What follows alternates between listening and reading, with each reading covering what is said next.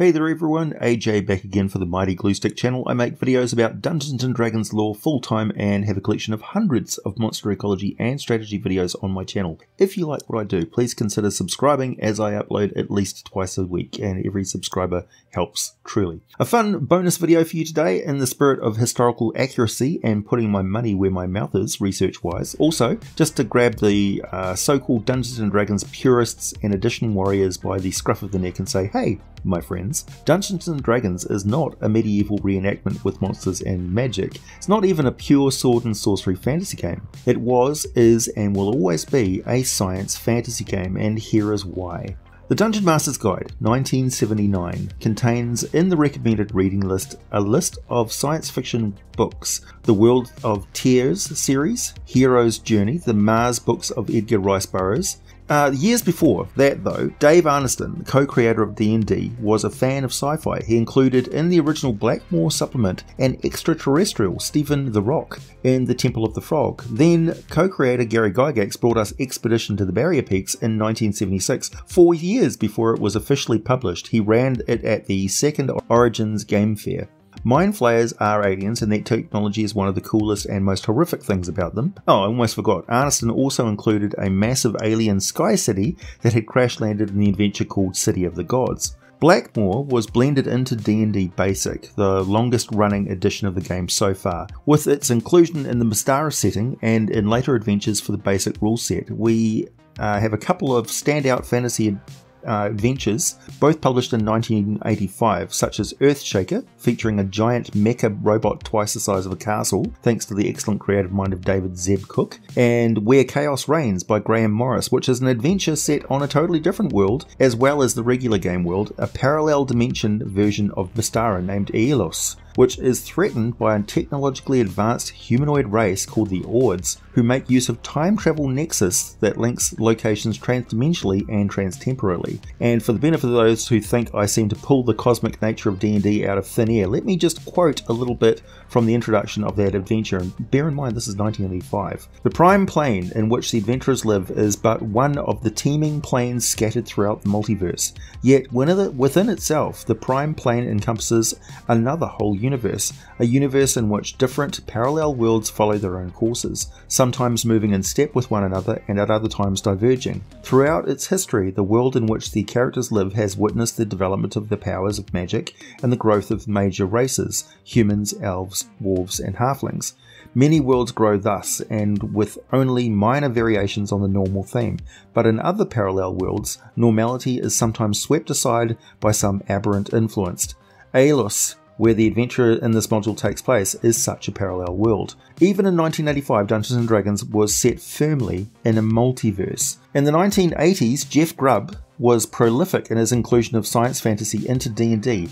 On a small scale, his writing of the Tinker Gnomes for the world of Krynn for the Dragonlance setting has been massively popular and damn near became the default feature of gnomes in the mind of every D&D player. To this day, gnomes are assumed to be technologists and inventors rather than quiet and playful woodland illusionists. Then in 1989 we got Spelljammer, and the science fantasy gloves were not only off, they were set on fire in a blazing expansion of the D&D multiverse, with a distinctly space pirate steampunk feel to it, way before steampunk became a geek fashion choice, I might add. We had mind flayers and beholders right at home in their role as alien empires. There were space lizard people, travel between the planets and D&D star systems, and a completely unique science fantasy version of a swashbuckling rainbow bridge hyperspace called the Phlogiston. Again, very firmly tied into the steampunk vibe. Just ask the next steampunk cosplayer what powers their vacuum valve inspired ray gun. In 1991, Dark Sun brought us post-apocalyptic science fantasy in the dying world of Athos. Here it was not so much high technology, but rather a set in a far future of the D&D world, abandoned by the gods and orbiting a crimson star in the last era of its life. This was particularly trendy thanks to a whole group of budget science fiction movies that were filmed in the bleak Australian outback around that time. 1994 again blew the socks right off the D&D multiverse with the arrival of Planescape. Long before we got Sliders or Stargate SG-1, Dungeons & Dragons players were routinely stepping through portals to alien dimensions, fighting creatures of myth and legend, getting involved in trans-dimensional politics, bounty hunting foes across multiple worlds, engaging in lucrative and highly dangerous trades between alternate realities, and wandering the streets of the most fantastic location ever imagined, Sigil, the City of Doors. 2004 saw the arrival of Keith Baker's Eberron setting, and nobody who flips through that book will doubt for a moment that this is a gritty, high-adventure science fantasy setting, with lightning railroads and elemental flame-powered airships, sentient android characters called Warforged, and so on. Even our modern edition has ray guns and firearms right there as the DM's option in the Dungeon Master's Guide. If you want an example of our current state of science fantasy, just take a look at the Guildmaster's Guide to Ravnica, a city covering an entire world's surface, and a guild called the Izzard League, relentless inventors and experimenters, often responsible for, and I quote, mana geysers, spatial rifts, arcane portals, or huge explosions. Nev Mizzet, the original and current Guildmaster of the Izzard League, is a 15,000-year-old vain, temperamental, super-intelligent dragon. The Izzard League is organised into units designated as laboratories that specialise in certain fields of research. These include electricity, temporal manipulation, duplication, teleportation, explosives, and so on. Artificial lifeforms such as the Thralls are commonplace in Ravnica, so it's extremely easy to run a Dungeons & Dragons game that is essentially exactly like the movie Blade Runner. A special investigative agent who is hunting down escaped Thrall replicants is easily done with this setting. The science fantasy aspect of Dungeons & Dragons has always been there, but also it has always been optional. You can run a perfectly fine game without any of it, such as the nature of the game. It's yours to create and run how you wish. Always has been, always will be. There are certainly wrong ways to play D&D. Don't resolve combat with actual swordplay at the table, don't tell the DM how to run their story, and don't run games with themes and elements that are inappropriate for the age of the players. Other than that, you can run games however you and your friends prefer. But for those of you who have this idea that science fantasy has no place in Dungeons & Dragons, I rest my case. Now, thanks to my mentioning it and a viewer request on the video suggestions tab over at the Discord server for the channel, link to that down in the doobly-doo below, I will talk about a fun little encounter that can be a lot of fun, the Star Trek Away Team. Star Trek is science fantasy as well, though it is proving to be alarmingly delightfully accurate beyond anyone's wildest hopes. Those of you listening to this video on your smartphone, Star Trek thought of that first. Those of you looking forward to the day when we can extract molecules from the air and create 3D printed food, Star Trek thought of that first. Those of you watching with keen interest the development of impulse engines and warp drives, well, no brainer where those ideas came from. And I'm as shocked as you that Gene Roddenberry might just prove to be the greatest futurist predictors of our time. By the way, you should really go and read the Wikipedia page on his life and career. It is amazing.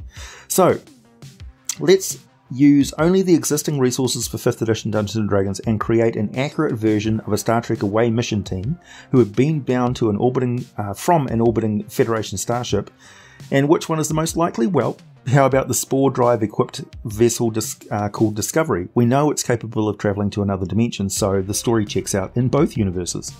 Although we don't have a lot of the Federation races on Discovery, I've included a link in the description text below this video to a PDF conversion of the core races of the Star Trek universe as NPC or player character races for the game, including Andorians, Tellarites, Vulcans, as well as Klingons and Romulans.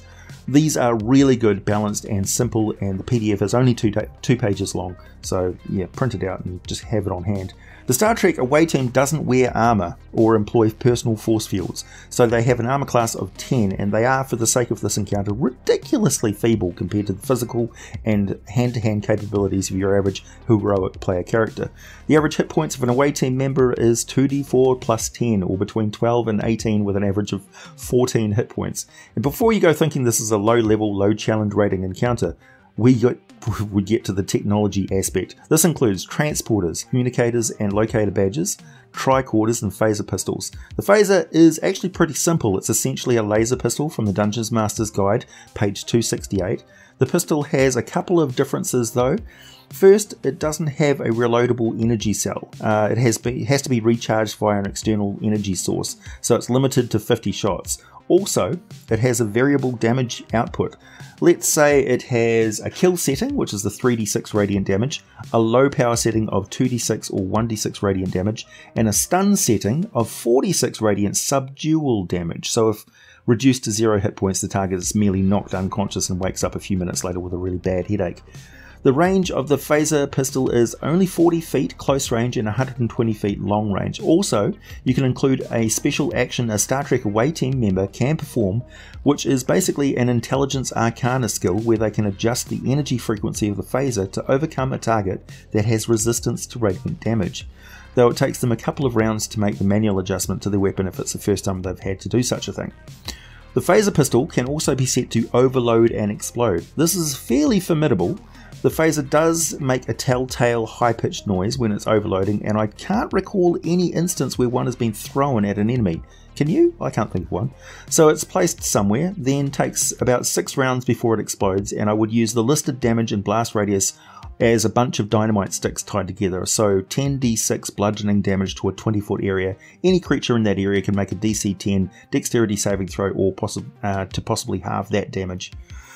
Next, we have the communications badge. It serves 3 purposes. One, it's full of tiny components that are basically useless until suddenly they're vitally important to the story, in which case they can do just about anything. So you can have a power of plot set device. Second, it not only allows the away team member to communicate over vast distances instantly, it also allows them to speak almost any language thanks to the universal language translator. And finally, it allows the starship transporter to lock onto the location. The transporter is easily the second most powerful tool that they have at their disposal. It takes about 2 seconds for the ship to transport any away team member either up to the ship or from one site to another on the planet's surface. The ability to transport around in combat while using a powerful ranged weapon with a high capacity of shots is what makes the team so dangerous. Combining that with their ability to use a tricorder device to scan the area, effectively giving them true sight as long as they maintain concentration and expend one of their actions each round to operate it. As the DM, you can decide if the away team can use the tricorder, communication with each other, and the transporter to perform some seriously sneaky squad combat tactics to overcome cover and provide firing solutions that will really begin to vex your players at the table, until they finally manage to lay down some area effect spells or get a lethal attack on one of the away team who failed to get out of the way in time, because as soon as they go into hand-to-hand combat with a character from Dungeons & Dragons, that's it, they're toast. In many ways, the away team reminds me of the Minions rules from 4th edition. They can dish out a lot of damage, but they can't really take any themselves without dropping like flies. Don't forget, their medical technology also enables them to make cosmetic changes to their bodies so they can be surgically altered to look exactly like another D&D race and thereby infiltrate and observe. One objection I always had to that was that the Universal Translator doesn't really disguise the fact that they're speaking an alien language, but that never seems to come up on the TV show, so we can just ignore it, I suppose. The most powerful tool at their disposal, though, of course, is the starship itself, which is equipped with weapons capable of incredible destruction, and even a severely wounded away team member can be transported and restored fairly quickly thanks to their superior medical technology, though, unlike player characters, they usually can't raise someone from the dead, a fact that will boggle their minds a fair bit if they get to see such magic being performed by player characters. Also, the technology of the starship is so great that it will probably get the attention of one of the more powerful beings with a vested interest in maintaining the status quo of the planet. So if the starship comes into play, an ancient dragon, gods and so on might show up and at least converse with the away team. Godlike entities are nothing new to the Star Trek universe, so this may turn out to be a pretty calm resolution to things as they converse and just talk it out. But remember, the Starfleet Prime Directive normally prevents them from openly interacting with a civilization that doesn't have warp drive starships. However, if the crew find themselves suddenly in a dimension as unique as the D&D Prime Material Plane, with the crystal spheres and unique qualities of wild space baffling their senses and their inertial dampeners for a little while, they may take a closer look at the inhabitants of the planet below and observe magic and dragons, monsters and so on, and be absolutely overcome with curiosity. What happens next, of course, I leave that entirely up to you. Please hit the like button if you've made it this far, subscribe if you like what I do, check out my Patreon for some exclusive content and for all the full scripts for these videos, buy some merchandise, wear your geek with pride, and as always, thanks for listening, and I will be back with more for you very soon.